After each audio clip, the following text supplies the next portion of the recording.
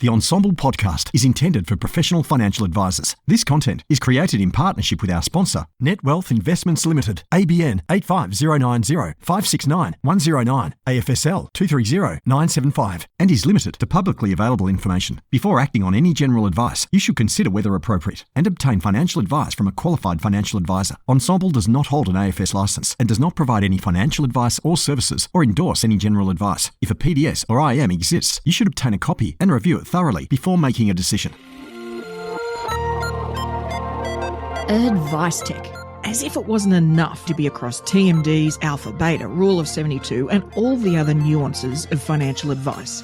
Now, advisors are expected to be across all the technology options too, and there's so many of them. But never fear, Peita D is here. Join me each week on a journey of discovery through the software and apps on offer for advisors and advice businesses. So let's dive in, fellow advice explorers.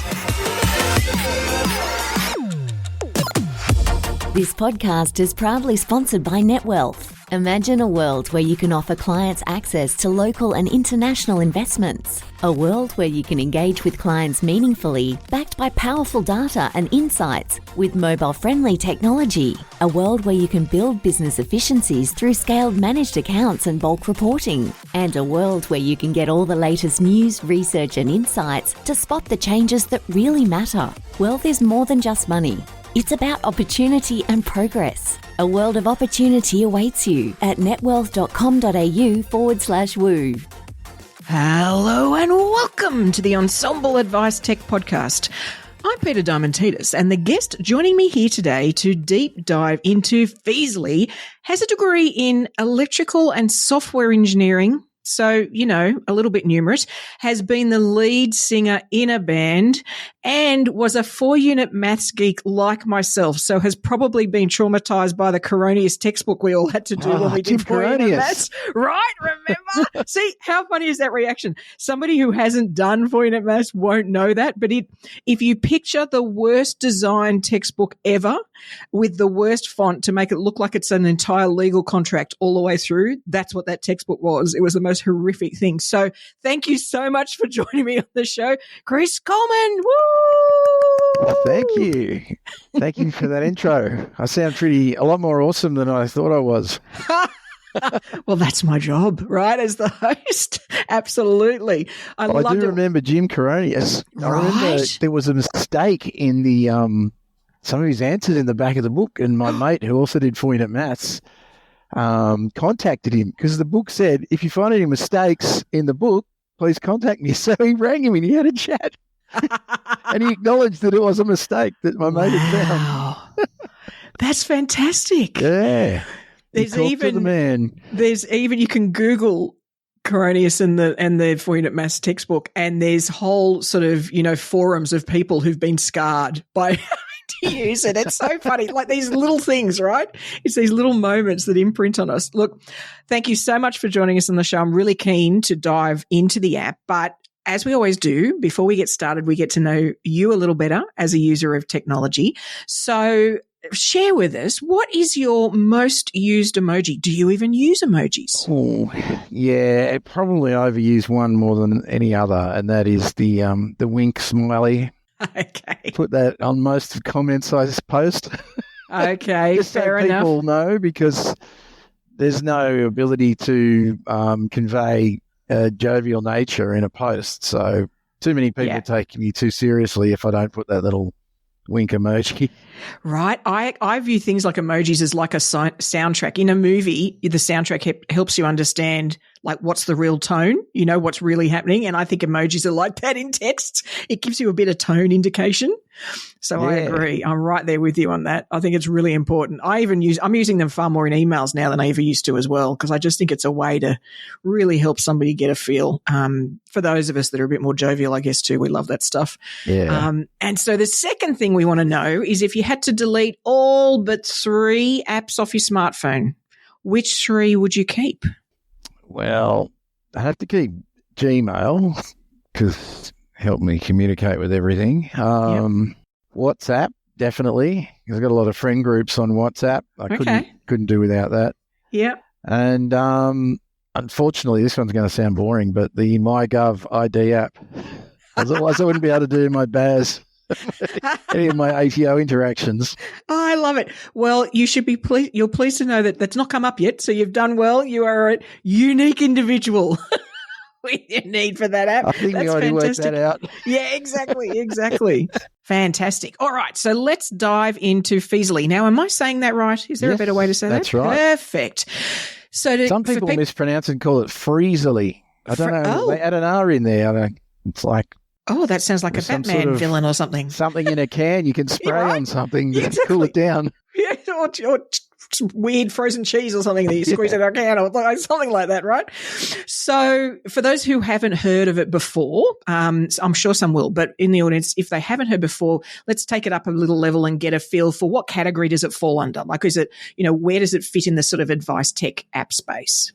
Okay, well, it can be used at two levels. It's basically a financial practice revenue management system. Yep. And it can be used at the one level where it purely just translates all the data from all the different supplier files or provider revenue files and gets it into a normalized format in its database. And then from there, it can export it to whatever system we want, or can be used for the client in their own internal purposes. Yep. So we can export to 4 integration partners at the moment. So Xeppo, Fin365, Advice Intelligence, and iComply2. Yep. Okay. And if you were to export at that point, you're talking at a sort of per client level. Is that really what you're saying? So it's connecting to an individual client record, or? It's basically, no, it'll be the consolidation of a whole month or whatever their period is, if it's 2 weeks or whatever. Yep. All that data for all the clients. They just hit a submit button once they've finished entering all the statements for a month, and then it goes off to their connected integration partner. Okay. So I think there's going to be a whole lot of listeners who are advisors in practices who have never experienced the joys of revenue management for financial advice. So I think we've got an opportunity to educate them on how much sympathy they need to demonstrate to the poor person in the practice who's dealing with this. So for those of you who don't understand, imagine with your banking, instead of being able to log in online and you've got your banking, imagine if your bank just sent you once a month an email with a CSV attached, and when you opened that, it just had all this data in it. That's effectively, isn't it, what's happening with revenue statements from whether it's an insurer or a platform provider. They send us this data in a sort of a raw sense, don't they? So that's what right. we all get. Yeah. And it's usually in their proprietary format. Yeah. So if you decided to do it manually, you spend a lot of time in Excel copying columns over and switching them around and changing certain values. And it's a real mess to do it manually. It is. And bless their cotton socks, despite the fact that this has been something that's been around for decades, right? It's always been difficult. They all use different names for things. So some might be an ongoing fee and some's an annual, and some's it's almost like there's these nasty gremlins in all of these big institutions coming up with as many ways as possible to make the job of consolidating this data as hard as possible. It's certainly, right. It does seem a little evil. Okay, so Feezily's job is to make that go away. Just it handles all the gremlins for you. You just drag and drop a file, and it's all the gremlins out and sorts them in order. Okay, so the processing function then is the files come in, which still would happen. So you get these files sent to you, or you download them from the provider. For some of them, you have to extract some get emailed, some get downloaded from their website. And then presumably they get uploaded, dragged into Feezily. Is that right? So we sort of upload them into Feezily. All right, so talk me through what happens then. What are the steps after that? Feezily will automatically look, even without naming the file in a particular way or anything. Feezily will examine the content of the file through this AI component we've built and work out what provider it's from based on purely on the content. You don't have to tell it that it's from AMP or MLC or anyone, and it just go, that's an AMP, such and such format, and then it applies the correct translator for that particular format, and then it translates the data and stores it internally. Okay. So some systems, they do require you say, well, this is an MLC file, and you've got to click from the drop-down, choose MLC, and then if there's multiple formats within MLC, you've then got to go to MLC XYZ format. Right. Okay. Yeah.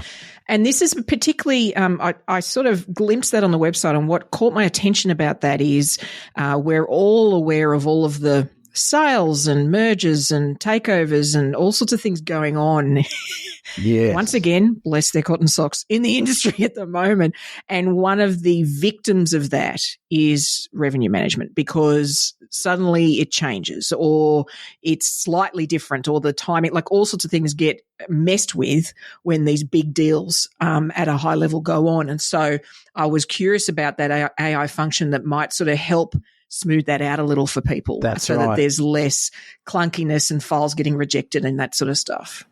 Yeah, that's exactly what it can do. It makes that much easier. And we actually introduced something some time back where to handle those exact mergers, because oftentimes they'll merge and then they might keep the file the same format, but it's like OnePath going into TAL, I think it was. Exactly the same format, but all the revenue now has to go into TAL rather than OnePath. Right. So we added this component that went, okay, well, treat it exactly like it's OnePath, but redirect all the revenue down into TAL now instead of into OnePath, because now they're no longer. Yeah, exactly. So, and there's just going to be more and more of that, because of course it's like anything. What's going to happen is a whole lot of them are consolidating, and then they're going to split, and then they're going to, like, it's never ending. This is That's not right. like, yeah, it never just happens once, right? No. Yeah, exactly. Okay, so the data's all in there. It's been loaded up. Then, in terms of what a practice might be doing then, and let's just talk a small practice for now, because I know there'll be another layer then from a dealer group perspective, but from a small practice's sense, what are they then doing once that data's uploaded? Okay, so if they've got a connection with Xeppo or one of the other integration partners, then basically all their reporting and all their compliance stuff is done via that partner. Yep. So Feezily in that case has just acted as the normalizer of the data and taking that load from all those different formats that we're talking about, getting it into a central database, and then sending it off to the Zeppos of the world. And all the reporting and the compliance gets done over on that side. Okay. And that's where I was saying there's two levels of Feezily. The other level is where you don't do so much, where you may not have an integration partner, and then you start doing further work in Feezily. And that's where we do things like raising RCTIs for advisors and doing all the fancy reports based on the client lists and stuff like that. And and obviously breaking it down into CARs, corporate authorized representatives. Okay. And basically it's using an accounting system that's built into Feezily to do all the financial side of those things and managing those invoices. Okay. And so that might be, like you mentioned, Castle, it might be that this is used for, and in fact, there's a few of those, aren't there, right now, where there's sort of one broad license, but there's a couple of businesses under it because they're sort of consolidated some small boutique practices, and they're coming under one. And so this would then let them split things. That's right. Yeah. You can have multiple cars, and each car can have multiple advisors. Okay. And so then so that I can imagine that, then the person doing the initial processing is loading up those files. And then do they have the opportunity? So let's say you've set up in Feezily the automation in terms of, okay, we're using that, the RCTIs and all of that's happening. Is there an opportunity then in between for them to go, yes, that's okay to go, I'm comfortable with that information? How does that work in terms of, layering, how that can get sent out? Okay. So, that can then, we've got a workflow system built, as well as an accounting system. We've got a workflow system, so we can configure it so that once you do an end of period processing, it can generate all the invoices, and then you can review it, and then we can configure it to actually automatically email those out. Awesome. Okay. Yeah. Okay. So for that all makes sense. A big dealer group, say, with lots of cars and lots of advisors, that's definitely necessary. If you've got a small practice with one or two, they can just download the PDFs and email it to the guy who's sitting across the desk from them. Yeah. Throw it at them. Yeah. Perfect. Yeah. So then for, say, their own AFSL, then I'm guessing that the primary user really is just the person, whether it is the accountant or the principal or whoever it is that's sort of loading up those files. Are they really the primary user? Do you find anybody's is there any reason that the advisors use it as much or anybody else in the practice? Not at this stage, no, but that's something one of the clients had mentioned to us a while ago that, maybe rather than sending everything to the advisor, maybe they can get online in Feezily themselves and actually see the reports online, and they can go back in history as well then. They might have been sent something 2 months ago and they've lost it. So if they could get back on, get on the system themselves. Okay. Yeah. And so to that end, then the end client, as in the end, the public, the consumer, then this is sort of never reaches that far. This is very much a within practice solution. Yes, that's right. Yeah. Okay. It'll usually be an admin person operating it. It won't so much be the advisor themselves. Yep. Okay. There are some that do that, but most of them will have an admin person that maybe they also do their accounting and pay their bills and that, and they've also been given the role of revenue processing. Yeah. Okay. And how about then, for one of the biggest issues, it doesn't matter what system we're talking about and what function it forms, but going from one to another, right? That minute we make the decision to go from what a tool, A to B, how are you finding that when people, because clearly most practices have this or their dealer group does. And so somebody's going to be, if they make the decision to go with Feezily, they're going to be coming from somewhere else. How do you guys manage that? What do you find are the things that people can do in advance to help them make that easier?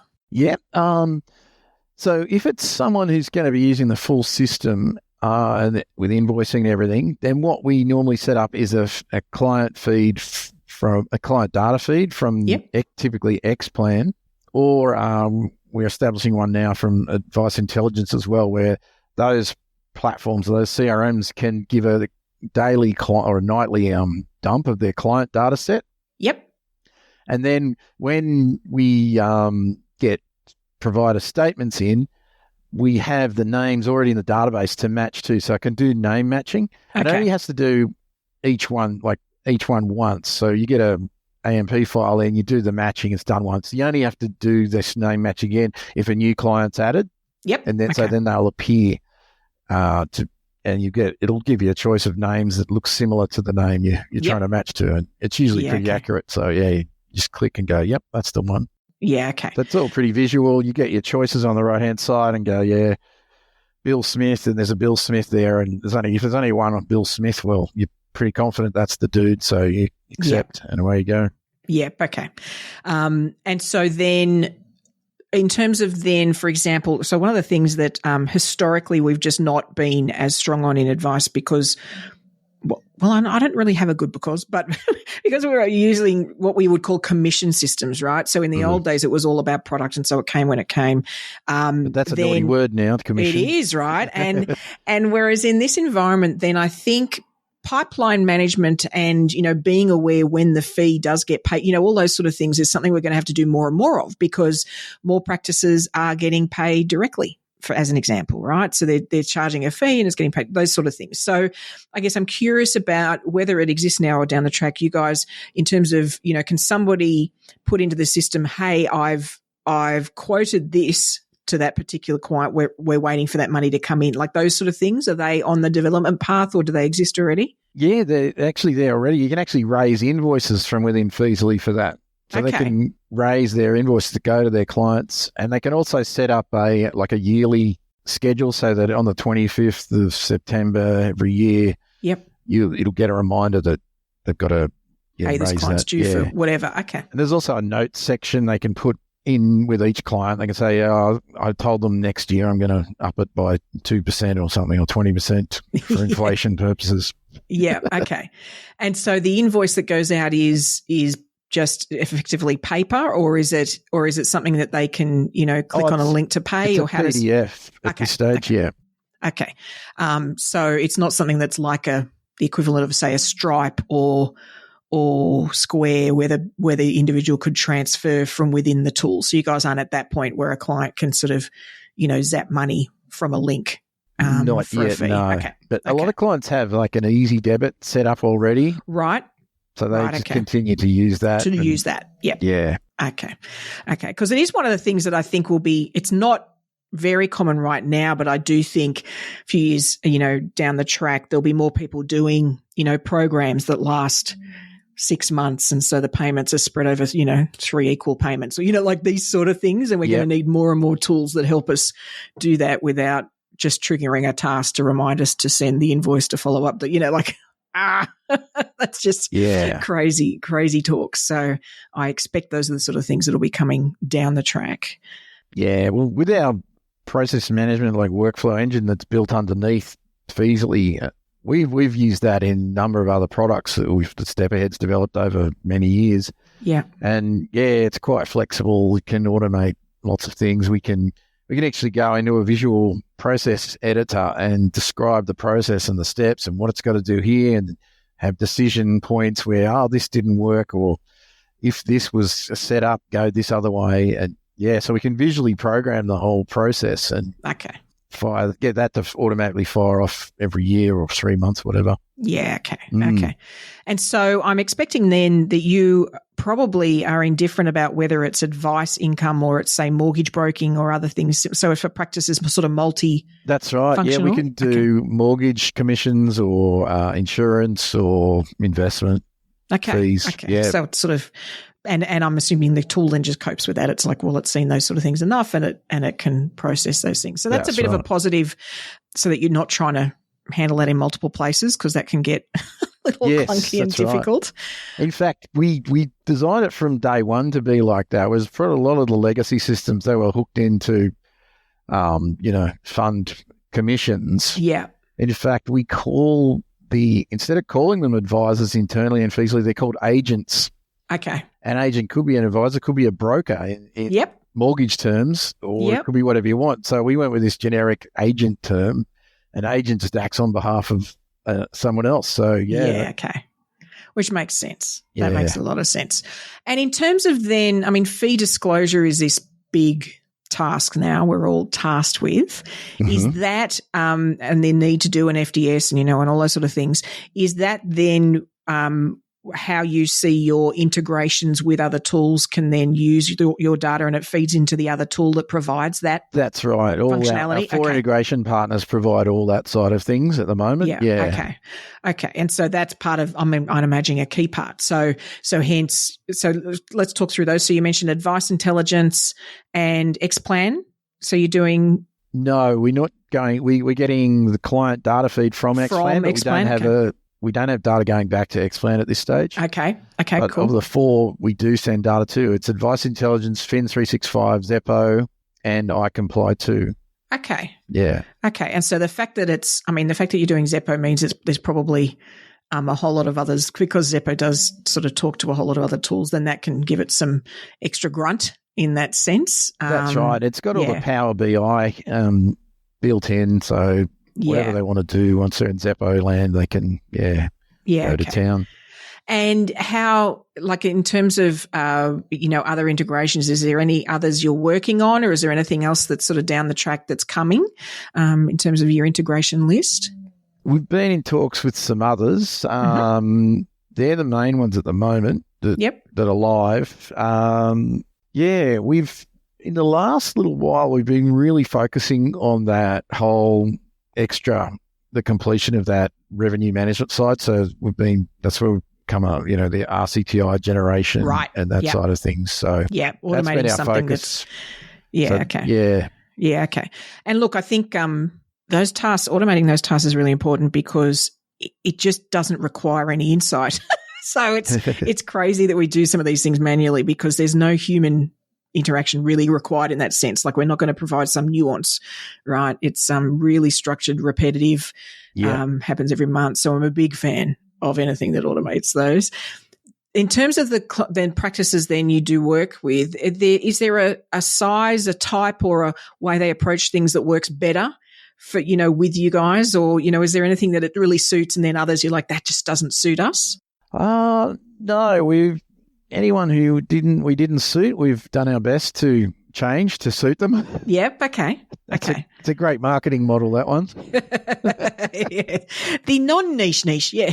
Yeah. I love it. So, I love it. Yeah. There's some, really large dealer groups, and then there's small practices. We also deal with aggregators that we don't deal with their clients directly. Yep. So they do the processing on behalf of their clients, and they use Feezily to do it. Okay.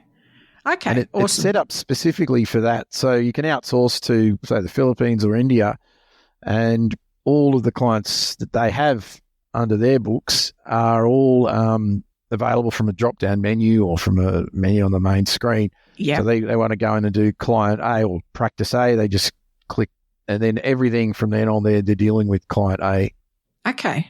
And we've also put mechanisms in that case when an agency or a aggregator like that's downloading lots of files for lots of different clients, there's always the opportunity for them to accidentally upload to the wrong practice. Yeah. So in those cases, we do support embedding the name of the practice in the file name. Okay. And then if it determines what practice the file is for, and if you've accidentally tried to upload it to the wrong practice, it'll go, like, this looks like it's for these guys. And then they go, Okay. Whoops. Awesome. Because that is easy to do. When you're on a roll of doing those sort of tasks, you can get into drone sort of repetitive behavior, which can be bad. You don't want to go uploading the wrong data in the wrong practice. Oh, God. Awful. Is there any features that you think are gems, but people often don't get to the point of using? Like, are there any sort of unsung heroes in terms of the features that you feel like users could get some extra benefit out of? There are some reporting facilities in Feezily itself. Yep. But again, because most of the users are going through an integration partner where all the reporting's done with them, it doesn't really get used a lot. Okay. But there are some smaller clients that are coming online that aren't going to go through an integration partner, and so they'll probably use those. Yeah, okay. Yeah, a lot more. And I guess, that's where, it's another example. You talked about the automation of the RCTIs going out, but, the best systems even automate the reports so that then it's like you get nudged and you go, oh, there's a new report. It's not something you've got to task yourself to then go in and check it out. Once we can get to the point where the systems are nudging us to monitor and watch, that's fantastic. Yeah. That really feels like we're empowered. And not just constantly looking at a massive task list that we've got to act on. Awesome. Yeah, we want the robots to take over, so we don't have to do anything. I was about to say, I'm a bit of a fan of the robots taking over some of the stuff. Like, would you please do that thing? I need you to take over that.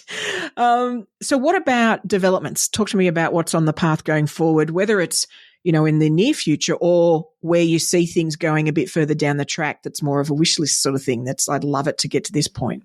Yeah, we're doing some optimizations at the moment on when client matching. There can be, if you get a very large dealer group with like 30 or 40,000 clients, when you first, as I was saying before, when you first upload a new statement for a provider, you've got to match. And so to do the lookup to compare each name with all those 30,000 can be quite a burden for a computer to do. So, we haven't released it yet. We've already brought down the timings on those quite significantly. Yeah. Fantastic. Because it's not something people are as used to these days, is it, where you hit enter and then there's a massive delay? People are so used to things happening immediately whereas I remember, the bad old days when it was even DOS, and all that, when you'd sort of do something and you'd go away for 20 minutes. Oh, yeah. And he'd come back. Don't have 3 coffees. Right. And the problem was, if you hadn't quite got the directions right, you've wasted the 20 minutes as well, because you've then got to correct it. But yeah, okay. So, and this is, sometimes it's a lot of data, isn't it? Like, it really is it's not, I think when people, sort of think about that data, all they think about is the number of, say, policies, but per policy and per revenue run, there's this big list of information that's provided, useful or not, that you guys are processing. And you often get problems where the names aren't exact. So it's not a simple matter of doing an exact match, because that'd be very quick. We have to do what's called these fuzzy matches. Okay. Because someone might be officially called Robert, but they told their product, or the advisor was always calling them Bob, and they signed them up to some MLC product as Bob, and then MLC sending through Bob, and we've got them down the system as Robert. Right. So we've had to introduce this fuzzy nickname mapping system where it actually goes, oh, well, if we're looking for Bob, we're also going to look for a Robert. And if we're looking for Edward, we're going to look for a Ted or an Eddie. And And so you can see the multiplication of the computing effort involved in doing name matching when you're not just trying to look for exact matches. Absolutely. And what about, now I didn't ask before, what about client groups? Like you've got a family that you service and is there ability to sort of group them together in the system? Yeah. Okay. That comes through the X-Plan data set will come through and that has that information in it. It knows about the groups. Okay. And so the all of that companies, captured. trusts, everything. Yeah, because it's, I mean, we mentioned earlier that it was, there's this, one company takes over another company. That's one example. But then the lovely product providers then randomly do these product upgrades where suddenly everybody in this platform gets shifted to that platform or whatever. This stuff is going on all the time. So all of this is much harder than it sort of feels like it should be, to be honest, in terms of the way they make it. So that makes sense. Anything else further down the track that you think you guys will be adding or sort of developing into the system? We've got a lot of things in the backlog. Yeah, okay. I probably should have looked that up before I came to do this interview. But it sounds We've got like some great things, in the pipeline. Yeah, is a lot of it in reacting to what people are sort of requesting? Is that part of what you do? Like it's like, hey, it'd be great if it did this, and so then you guys go through a process of prioritizing when you can do those. Is that that's fair? It. Yeah, exactly. Okay. A lot of them are usability issues. Some of them are downright, we really need to be able to do this because it saves so much time. Yeah. And look, it's a tough thing to get attention of in a practice because as a rule, there's one person doing this. So when you're looking for efficiencies in a practice, this sort of stuff doesn't get as much attention as you might think because it's only one poor soul that's suffering through this. The rest of the team are blissfully ignorant about how hard it is. Yes, that's right. Yeah, right. So it's often one of those things that's not actually given much attention, to be honest. As long as everybody gets paid and the money comes in, there's not as much attention as there should be. So I do like the idea of streamlining these things because it's so repeatable, a lot of this functionality. That's right, yeah. So, and I guess that's where you guys have been folding in things like the AI stuff is, well, let's make sure that anything that some simple AI could do, it does, rather than forcing the user to. We can't AI the actual translation of the data. Yep.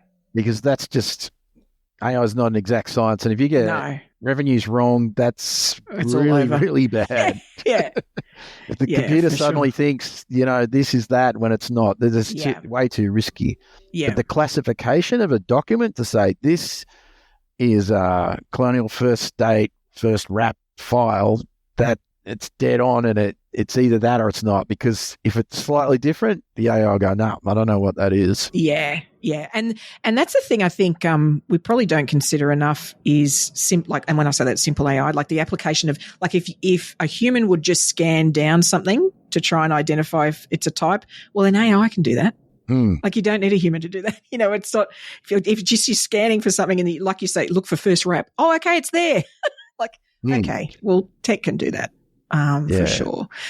Perfect. All righty. Is there anything we've missed in terms of the functionality or what the system can do? I don't think so. Sort of key things. It sounds like it's sort of you've picked a real niche in terms of solving a problem. Yeah. And it, like you say, there's been legacy systems that have done it for some time, but you guys have sort of stepped in with it, something it's like a clean, from scratch, so you can sort of respond to the way the market is now. We didn't have the burden of that legacy code base. We could just develop this completely modern, really well architected management system. Perfect. All right, Advice Explorers, if you'd like to find out more about Feezily and you are the poor soul in the office that's handling some of these revenue statements, or the person and you feel sorry for them and want to find out more, then the website link is in the episode show notes. And I've also included Chris's LinkedIn details, and I'm sure it'd be happy for you to reach out and he will point you in the right direction to find out more. Thank you so much for joining us on the show, Chris, and sharing with us what all of us need, because the practices need to get paid and need to know, all their data information, but it's probably one of the less focused on sector of the advice tech space. So I really appreciate your time. No problem. Thanks for having me. So, are you a current user of Feezily? I'm betting you probably aren't only because a lot of our listeners are advisors or paraplanners or support staff, as opposed to the people who might be processing payments within a practice. So far less of you will be nodding away. Yes, Peita, we do use this tool, because you won't be actually performing the function the tool delivers on. However, I think it'd be great if you've ever been through the process of moving from one of these tools to another. Please share your experience on the Ensemble platform. These functions are, like we were saying before, a bit of an unloved portion of practice management, but are fundamental. And so sharing that experience and the insights you have, whether it's with Feezily or another tool, I think would be invaluable. And of course, if you have shifted to Feezily, then share that experience and any insights you could bring to other users out there. Now, as for my thoughts, I'd actually like to throw down a bit of a challenge to all of those out there who aren't in practice management revenue processing parts of a practice or a dealer group. So if you're any of those other things that I talked about, you might be an advisor or a paraplanner or a support staff, somebody not involved in that sort of revenue processing function, I'd love you to take the opportunity to ask how that gets done in the practice or the dealer group. What's the tool they use? What's the process they go through? What gets in the way? Is there anything you do in your work that could make their life easier? Like, just get curious, find out how these things work, how often, what are the challenges they face. Every time we can get insight into how somebody else is working and what works or doesn't for them, we can all collectively improve. And there may be a single thing you could change in the way you operate that could save them 10 tasks every month. Like, we just don't know, right? I mean, things like advisor codes and which client we put under which advisor, because all those things can overcomplicate some of these roles. And so you may find that the reason you've set those up is something that isn't as necessary, and it can all be processed at the revenue management system. Who knows? Ask the question, right? Just check in with those people and just say, I'm just curious. I'd love to know. I just heard this podcast episode and I'd love to understand which tool you're using to do revenue management, right? The more we can understand all the elements of how we work together to deliver for the public, then the better collectively that service can be. Now, as you know, there's only one skill we need to become bionic advisors. I just mentioned it, didn't I, folks? That's avid curiosity. So to help you build that habit, today's Curiosity Corner app actually came up because I was looking for a particular type of diagram for somebody. I was trying to represent something in a better way, in a simpler way. And I came across this tool called Sankey Art, which looks as weird as it sounds. You can find it at sankeyart.com. The spelling of that is Sankeyart. And basically, if you've not heard of it before, a Sankey diagram, this is a type of diagram, just like a pie chart's a type of diagram, right? A Sankey diagram is basically a visualization of data, or you could think of it as cash flow, right? Moving through some points. So basically it's moving from left to right, right? So it's going from one set of values to another. The things that are being connected or collated together are called nodes, and the point where they connect are called links. So as an example, you could think of it as showing in almost a flow diagram, like rivers coming together and then splitting apart again.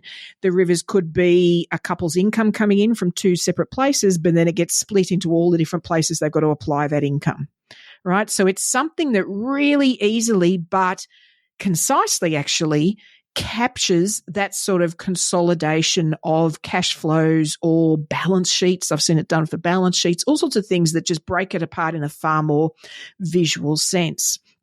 So this is a tool that is, basically you enter in like a little spreadsheet, the data. You tell it what things connect to what. You even can pick the color of those little rivers that flow from left to right. And it produces the diagram for you, and you can then extract it as a PNG or a JPEG. So it sort of lives in that middle ground between a pure graph that we might do, like a line graph, versus a designed image that we then add the client's details in because we really like the way that image works. So this sort of sits in the middle of that sort of tool. It was, once you play with it a bit, it's really quick to pull together. And I really like it for that, helping somebody get insight into their cash flow, because the thing it does is the width of the river. So if you think about from the left to right, two rivers coming together in one point, then the width of that river is defined by the dollar value. So if one of the incomes is bigger than the other, it's wider. If one of the places it goes, one of their expenses is bigger than the other, it's wider. So they instantly can look and go, whoa, that's a really big expense, right? So this is something that really gets across insights really quickly for somebody that's not particularly mathematical. So check it out. Let me know if you've ever used a Sankey diagram before, or you like the tool. It's not flash or crazy, folks. It's really that simple. It's just going to create these types of diagrams. That's all it does. But it caught my eye and it solved a problem for me, so I thought it might help. Alrighty, that's all we've got for this week. Be sure to subscribe to the podcast so you'll get your Advice Tech fix auto-magically sent to you each Friday.